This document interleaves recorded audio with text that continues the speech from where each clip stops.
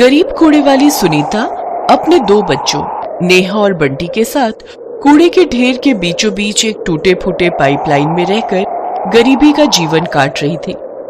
कड़ाके की ठंड में सुबह तड़के जागकर सुनीता कॉलोनी में से जाकर सबके घरों से कूड़ा लेती और उसे कचरे के ढेर में डाल देती। फिर उसमें से कूड़ा बिनने लग जाती है ताकि वो अपने गरीब बच्चों का पेट पाल सके। नेहा और बंटी हाथ पांव सिकोड़कर जनवरी महीने की कड़ाके की ठंड में पाइपलाइन में सो रहे थे कि तभी कूड़े कचरे की गंदी बदबू से दोनों की आंख खुल जाती है। माँ, कब तक हमें यूं ही कचरे के ढेर की बदबू के बीच सोना पड़ेगा? ये सुनकर सुनीता की आंखें भीग जाती हैं और फिर वो कहती है, बच्चों, ये कचरे का ढेर ही अब हमारा घर है, क्योंकि इसी काम की वजह से हम अपना पेट भर पा रहे हैं और तुम्हारी लाचार माँ की इतनी कमाई नहीं हो पाती कि वो एक कमरा किराए पर ले सके। मुझे माफ करना मेरे बच्चों।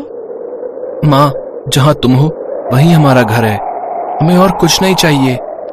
ये सुनकर सुनीता अपने बच्चों को सीने से लगा लेती है। फिर तीनों मिलकर और उसमें से कबाड़ इकट्ठा करके कबाड़ की दुकान में बेच आते हैं, जिससे उन्हें थोड़े पैसे मिल जाते हैं। फिर उससे आटा लाकर वो कूड़ेदान के पास बनाए हुए चूल्हे पर रोटी बनाकर उसे नमक के साथ अपने बच्चों को परोसती है। इसी तरह उस गरीब कूड़े वाली का हर दिन कचरे के ढेर से शुरू होकर कचरे के ढेर में ही खत्म हो रहा था। ऐसे ही एक रोज बहुत तेज बारिश हो रही होती है। तभी निशा नाम की एक जवान लड़की उनकी पाइपलाइन के पास आती है और सुनीता से कहती है, देखिए, मुझे बहुत भूख लगी है, अगर आपके पास खाने को कुछ है तो मुझे दे दीजिए। मुझे मेरी सौतेली माँ ने घर से निकाल दिया है। हाँ, तुम पहले पाइपलाइन के अंदर आ जाओ, बाहर भीग जाओगी। वो उसे पाइपलाइन के अंदर बुला लेती है। फिर पाइपलाइन के अंदर ही में रोटी और चटनी बनाकर सबको खाने को देती है। तभी नेहा अपनी माँ से कहती है, वाह माँ, आज तो चटनी के साथ रोटी खाकर मजा ही आ गया। इतने दिन से सूखी रोटी नमक के साथ खाकर मन भर गया था। ये सुनकर निशा की आंखें भर जाती हैं। सुनीता जी, वैसे आप कब से इन मासूम बच्चों के साथ यहाँ रह रही हैं? पिछले 4 साल से। आपके पति वो कहाँ हैं? मेरे पति एक फौजी थे। जब बंटी मेरी कोख में था तो जंग में लड़ते हुए वो शहीद हो गए थे। तभी मेरी सास ने मुझे मनहूस मानते हुए अपने घर से निकाल दिया था। तब से मैं इसी पाइपलाइन में आकर अपनी बेटी के साथ रहने लगी। फिर यहीं कूड़े के ढेर के बीच मैंने बंटी को जन्म दिया और यहीं पर कूड़ा बिनकर अपने बच्चों को पालने लगी। अब मुझ गरीब माँ के लिए ये कचरा ही मेरा आशियाना है। ये बात सुनकर निशा की आंखों में आंसू आ गए। एक शहीद की विधवा और उसके बच्चों को ऐसी जिंदगी जीनी पड़ रही है। ये सोचकर निशा की आंखों में आंसू आ जाते हैं। फिर देर रात हो जाती है और वो चारों उस पाइपलाइन में सो जाते हैं। अगली सुबह सुनीता की जब आंख खुलती है तो वो लड़की वहां नहीं होती और उस जगह पर एक चिट्ठी और कुछ पैसे रखे हुए होते हैं। सुनीता चिट्ठी पढ़ती है, सुनीता जी, मैं एक रिपोर्टर हूँ। मैं एक दिन कूड़े वाली के साथ रहकर उनकी जिंदगी जीना चाहती थी ताकि मैं सही मायने में उनके बारे में पता कर सकूं। मुझे माफ कीजिएगा, मैंने आपसे झूठ बोला, लेकिन जिस झूठ में अच्छाई छुपी हुई हो वो 100 सच के बराबर होता है। आपको आपका घर इज्जत के साथ वापस मिलेगा, ये मेरा वादा है आपसे। रिपोर्टर निशा खुराना। ऐसे 3 दिन बीत जाते हैं। अब हर जगह उस लाचार कूड़े वाली की चर्चाएं फैल जाती हैं। सभी उसकी ओर हमदर्दी जताने और उसकी मदद के लिए आगे आते हैं। फिर उसकी सास निर्मला भी वहां आ जाती है। माँ जी, आप यहाँ? घर चल बहू, तेरी ये सास अपने किए पर बहुत शर्मिंदा है। अब तुझे और मेरे पोते पोती को इस कचरे में रहने की कोई जरूरत नहीं है। माँ, ये कौन है? ये तुम्हारी दादी है बच्चों, जो हमें लेने आई है।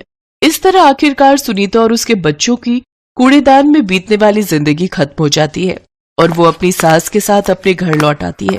मगर इस बदलाव का कारण निशा थी, जो आई तो थी एक दिन के लिए गरीब की जिंदगी जीने, लेकिन उसके इस कदम ने तो सुनीता और उसके बच्चों की दुनिया ही बदल दी। सुनीता दिल ही दिल निशा को खूब दुआएं देती है। अब सुनीता अपने बच्चों के साथ खुशी खुशी अपने घर में जिंदगी जीने लगी।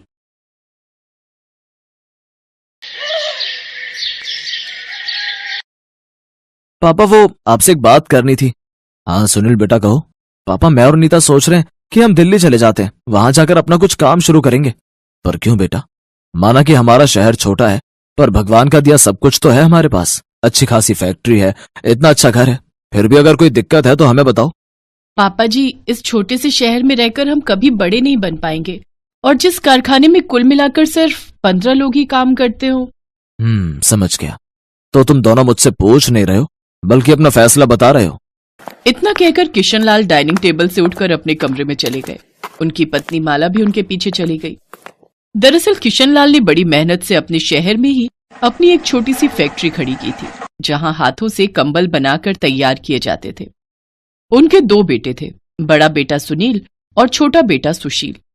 सुनील बचपन से ही बहुत महत्वाकांक्षी था और नीता के रूप में उसे पत्नी भी ठीक वैसी ही मिली थी, जबकि छोटा बेटा सुशील हमेशा से माता पिता की सेवा करने वाला था और उसकी पत्नी शालिनी भी उसी के जैसी थी। ठीक 1 हफ्ते बाद सुनील और नीता घर छोड़कर दिल्ली चले गए और मजबूरन किशनलाल को अपनी आधी संपत्ति बेचकर सुनील के नाम करनी पड़ी, जिसके चलते अब उनकी फैक्ट्री पहले से भी छोटी रह गई। और फिर एक दिन, बेटा सुशील। जी पापा जी। बेटा हमें जल्दी कुछ सोचना होगा। हमारे कंबल अब बिक नहीं रहे। असल में मशीनों से बने कंबल देखने में भी अच्छे लगते हैं और कम लागत में तैयार हो जाते हैं। ऐसे तो अपनी फैक्ट्री डूब जाएगी बेटा। हाँ पापा जी, मैं भी इसी बारे में सोच रहा था। वैसे मैंने और शालिनी ने कुछ सोचा है पापा जी। हाँ तो बोलो बेटा। अगर हमें फैक्ट्री चलानी है तो हमें मशीन तो लगानी ही पड़ेगी पापा जी। तुमने तो मेरे मन की बात कह दी बेटी। सही है, ऐसा ही करते हैं।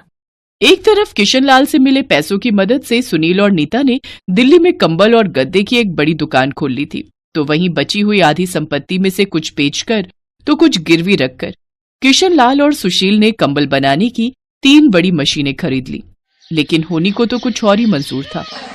अभी किशनलाल की फैक्ट्री ने रफ्तार पकड़ी ही थी कि तभी एक रात आग ने सब कुछ जलाकर राख कर दिया।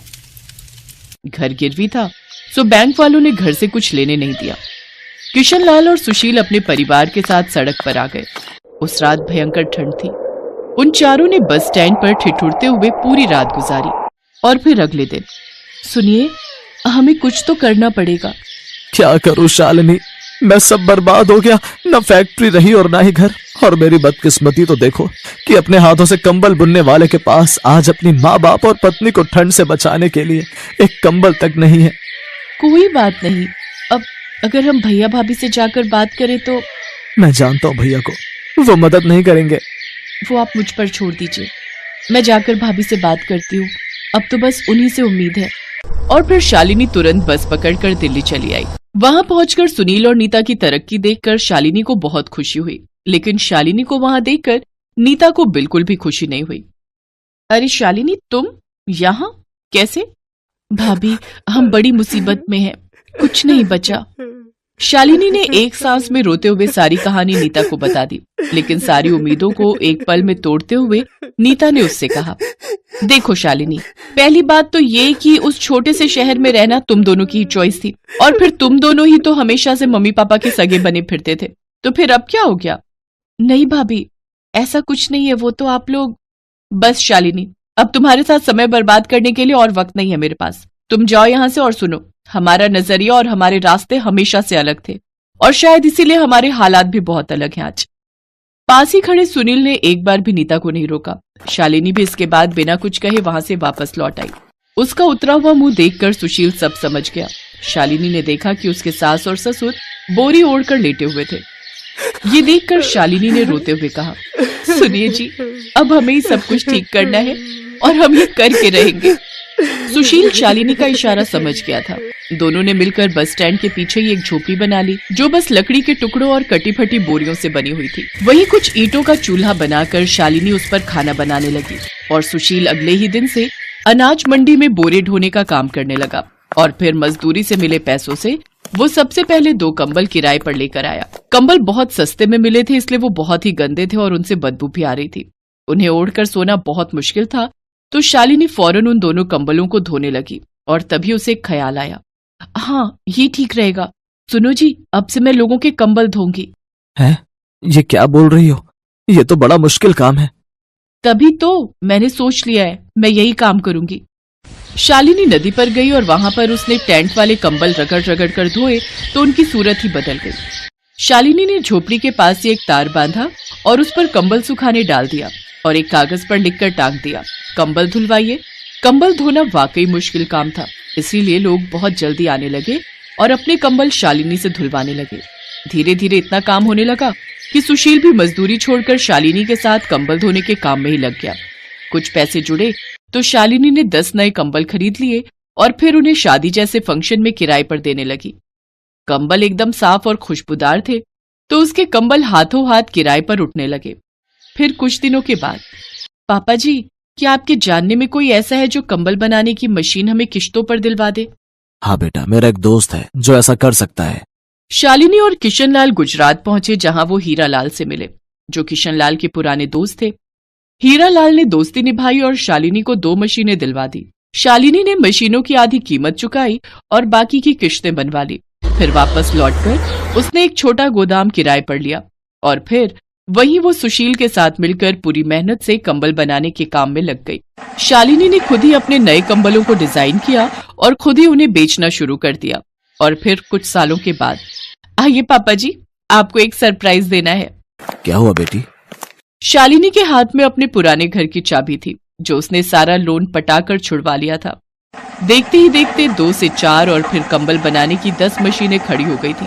वो किराए का गोदाम अब एक कारखाना बन चुका था जो पूरी रफ्तार से चल रहा था। पूरे 30 लोग वहां कंबल बनाने का काम कर रहे थे। अब सब ठीक था। फिर एक दिन, अरे भैया भाभी, आप दोनों अब आइए, अंदर आइए ना। हम बड़ी मुसीबत में हैं शालिनी। पता नहीं कहां से पर मार्केट में केएस नाम का एक नया ब्रांड आया है जिसकी डीलरशिप हमें मिल ही नहीं रही। जब से वो कंबल आए हैं हमारे कंबल तो बिक ही नहीं रहे, घाटे पर घाटा हो रहा है। तो हम सोच रहे थे कि क्यों ना पुरानी बातों पर मिट्टी डालें और मिलकर काम करें। नीता की बात सुनकर शालिनी ने मुस्कुराते हुए अपने कारखाने की बोर्ड की तरफ देखा, जिस पर बड़े अक्षरों में लिखा था किशनलाल एंड सुशीला ग्रुप। यानी जिस केएस ग्रुप की बात असल में नीता कर रही थी उसे शालिनी ने ही खड़ा किया था। और जैसे ही नीता को इस बात का एहसास हुआ, उसकी तो जैसे आवाज ही चली गई और वो उल्टे पांव सुनील के साथ वापस लौट गई।